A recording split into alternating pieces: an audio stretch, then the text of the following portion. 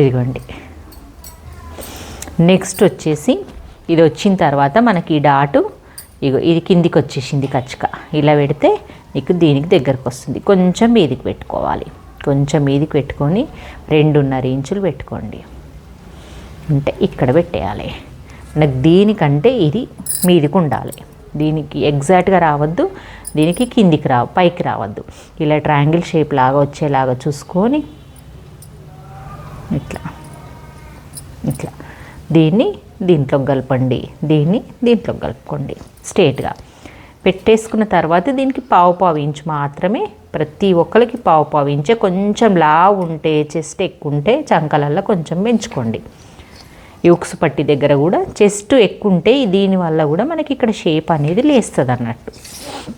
కానీ ఎక్కువ మట్టుకు పావు ఇంచ్ అయితే సరిపోతుంది. మనం ఇక్కడ పెట్టుకున్నట్టే వెనక సైడ్ కూడా ఇలా పెట్టేసుకోండి. మళ్ళీ చిన్న ఘాట్లు అవి పెట్టుకుంటే మనకు వెనక సైడ్ ఈజీగా ఉంటుంది. ఇలాగా ఇంకా మీకు కట్టింగ్ టిప్సే చెప్తున్నా. కట్టింగ్ చేసే దగ్గర టిప్సే ఇవన్నీ. స్టిచ్చింగ్ దగ్గర వేసే టిప్స్ నేను చెప్తాను నెక్స్ట్. ఇవి చేసుకొని పెట్టుకుంటే మనకి ఈజీగా అయిపోతుంది.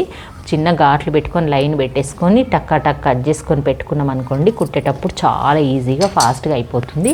మళ్ళీ ఓపెన్ చేసిన తర్వాత ఇక్కడ కుట్టి మళ్ళీ ఇక్కడ కుట్టిండ్రు అనుకోండి, ఇక్కడ కుట్టి మళ్ళీ ఇక్కడ కుట్టిండ్రు అనుకోండి, డాట్లు 2 కుడి సైడ్కే వస్తే మనకు అప్పుడు మళ్ళీ బ్లౌజ్ అంతా తిప్పాల్సి వస్తుంది. ఇట్లా ఉన్నప్పుడే ఫోల్డింగ్ ఉన్నప్పుడే పెట్టుకుంటే చాలా ఈజీ మెథడ్ అన్నట్టు.